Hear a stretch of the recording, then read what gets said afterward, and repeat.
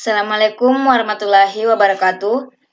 Perkenalkan, nama saya Rasmawati dari kelas Penjas Kesrek A dengan NIM 1931040032 akan menjelaskan materi tentang pemuda.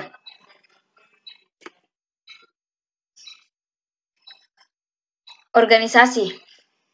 Organisasi adalah sebuah wadah atau tempat berkumpulnya sekelompok orang untuk bekerja sama secara rasional dan sistematis, terkendali, dan terpimpin untuk mencapai suatu tujuan tertentu dengan memanfaatkan sumber daya yang ada.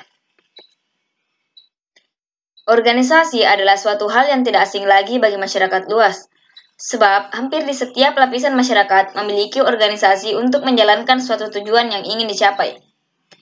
Setiap orang memiliki dasar untuk memimpin yang juga merupakan bagian dari organisasi.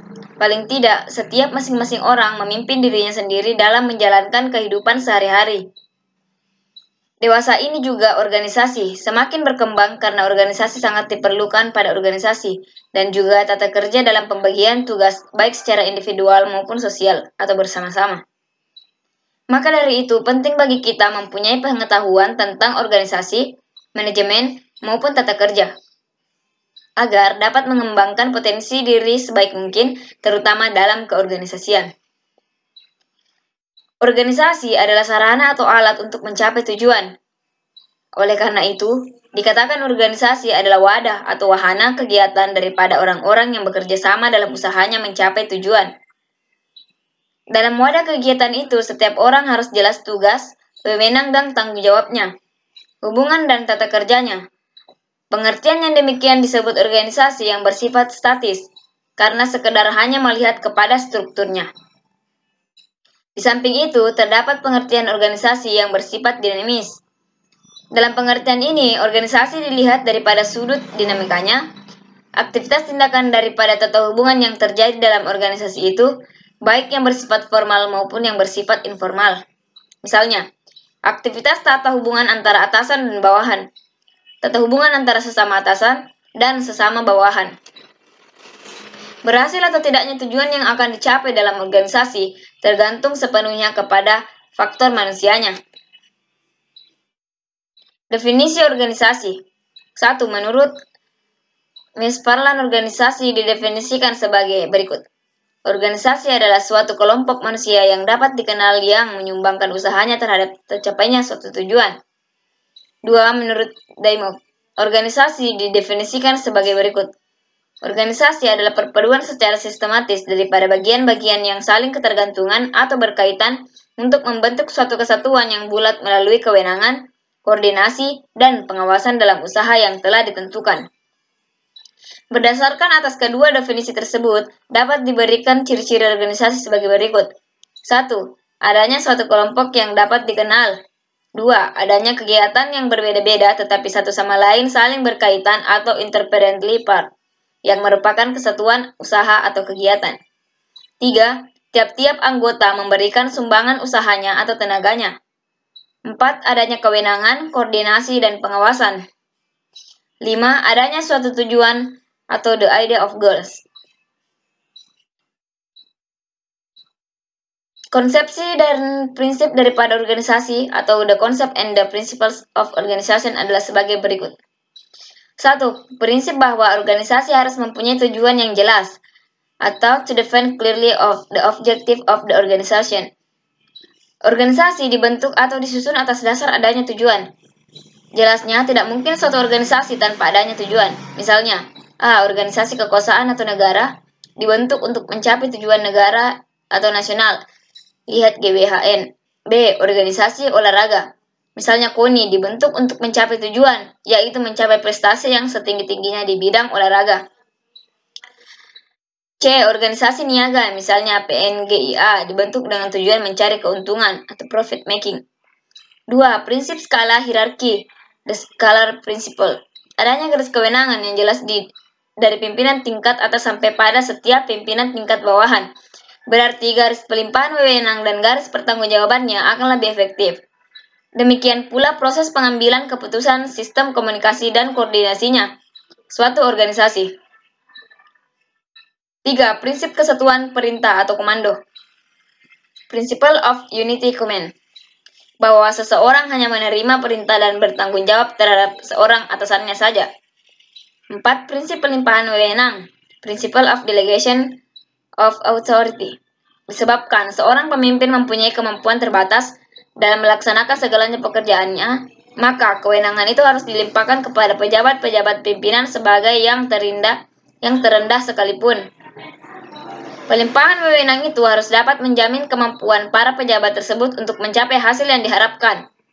Yang dimaksud dengan pelimpahan wewenang ialah wewenang para pejabat pimpinan itu untuk mengambil keputusan, melakukan hubungan dengan orang lain, dan mengadakan tindakan tanpa minta persetujuan lebih dahulu kepada atasannya lagi. 5. Prinsip pertanggungjawaban, Principle of Responsibility. Dalam menjalankan tugasnya, bawahan harus bertanggung jawab sepenuhnya kepada atasan. Sekalipun demikian, atasan tidak dapat menghindarkan pertanggungjawabannya atas segala kegiatan atau perbuatan yang dilakukan oleh bawahannya. 6. Prinsip pembagian pekerjaan, Principle of Division of Work. Pembagian pekerjaan timbul disebabkan bahwa seseorang mempunyai kemampuan terbatas untuk melakukan segala macam pekerjaan. Oleh karena itu, pembagian pekerjaan berarti bahwa kegiatan-kegiatan dalam melakukan pekerjaan harus dikhususkan secara sempurna atau spesialis. Kegiatan-kegiatan itu harus jelas ditentukan dan dikelompokkan agar lebih efektif dalam mencapai tujuan organisasi. 7. Prinsip jenjang atau rentang pengendalian, Principle of Span of Control. Jenjang atau rentang pengendalian artinya bahwa jumlah bawahan yang harus dikendalikan oleh seorang atasan perlu secara rasional. Oleh karena itu, tingkat-tingkat kewenangan harus dibatasi seminimal mungkin, agar biaya overhead dapat ditekan serendah mungkin. Sesuai dengan bentuk dan tipe organisasi, maka rentang atau jenjang pengendalian span of control terdiri atas A. Rentang pengendalian yang sempit, yaitu apabila jumlah bawahan yang harus dikendalikan itu relatif kecil, 4-8 orang. B. Rentang pengendalian yang luas, yaitu apabila jumlah bawahan yang harus dikendalikan itu relatif besar, yaitu 8-15 orang. 8. Prinsip fungsional atau Principle of Functional Definitional, bahwa seorang dalam organisasi secara fungsional harus jelas tugas dan wewenangnya, kegiatannya, hubungan kerja serta tanggung jawabnya dalam melaksanakan tercapainya tujuan organisasi.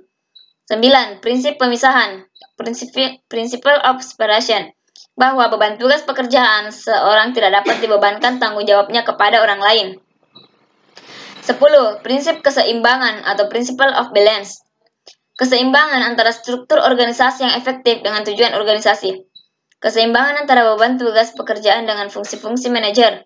Dalam prakteknya, keseimbangan itu mungkin terjadi pada bidang-bidang tertentu, misalnya pada struktur organisasi, yaitu apabila jenjang atau rentang pengendalian span of control tidak efisien, karena komunikasi yang luas tidak juga efisien, dan sebagainya. Tujuan organisasi sebagai wadah untuk bersama-sama mencapai tujuan dengan efektif dan efisien. Meningkatkan kemampuan, kemandirian, dan sumber daya yang dimiliki. Sebagai wadah bagi individu-individu yang ingin memiliki jabatan penghargaan dan pembagian kerja. Sebagai wadah untuk mencari keuntungan secara bersama-sama. Organisasi berperan dalam pengelolaan lingkungan secara bersama-sama. Organisasi dapat membantu individu-individu untuk menambah pergaulan dan memanfaatkan waktu luang dengan baik. Sebagai wadah untuk memiliki kekuasaan dan pengawasan. Ciri-ciri organisasi. Sebuah organisasi pasti memiliki anggota yang terdiri dari 2 orang atau lebih. Adanya tujuan bersama yang ingin diwujudkan. Untuk mengatur dan membatasi sumber daya yang dimiliki agar saling bersinergi. Pembagian tugas dan tanggung jawab yang jelas pada setiap anggota organisasi.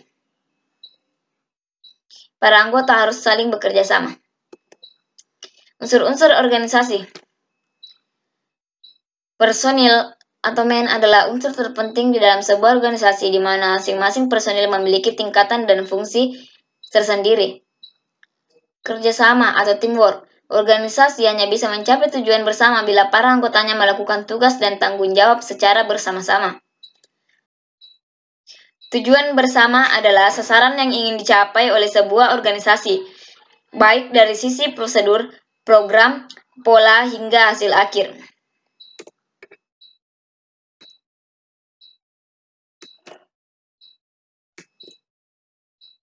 Kali satu kali dulu kamunya.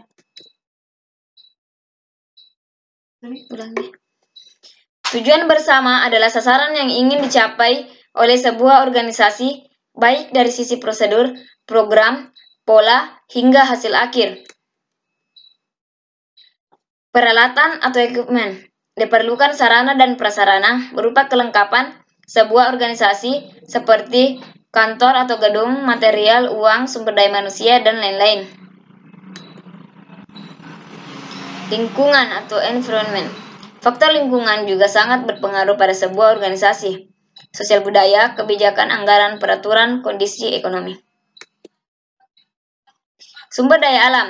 Selain lingkungan, sumber daya alam juga merupakan unsur penting yang harus terpenuhi agar organisasi berjalan dengan baik. Bentuk-bentuk organisasi.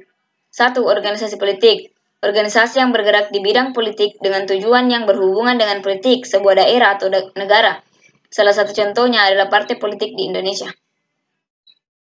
2. Organisasi sosial.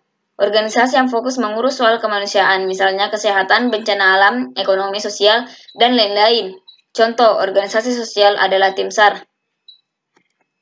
3. Organisasi olahraga. Organisasi ini adalah perserikatan cabang olahraga, baik secara umum maupun spesifik di bidang olahraga tertentu. Salah satu contohnya adalah PSSI. 4. Organisasi agama. Organisasi yang fokus mengurus hal yang berhubungan dengan agama. Salah satu contoh organisasi agama adalah NU, Nahdlatul Ulama. 5. Organisasi pemuda. Organisasi ini merupakan perkumpulan para pemuda untuk menciptakan pergerakan suatu daerah atau negara.